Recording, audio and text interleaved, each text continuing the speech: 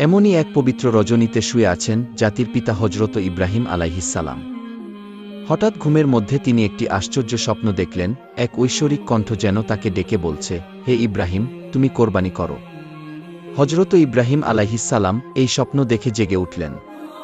নবীর প্রতি স্বপ্নাদেশ ওহীর সমতুল্য, তাই তিনি ভোরবেলা ১০০ উট আল্লাহর রাস্তায় কুরবানি করে দিলেন।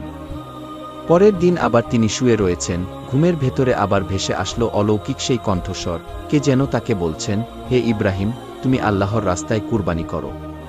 তিনি এবারেও দ্বিধাহীন মনে আরও ১০০ উট আল্লাহর রাস্তায় কুরবানি করলেন। তবুও শান্তি এল না তার মনে, তার হৃদয়ের গহীনে যেন কিছু বলছে, মনে হচ্ছে আল্লাহ রব্বুল আলামিনের দরবারে তার এই কুরবানি কবুল হয়নি।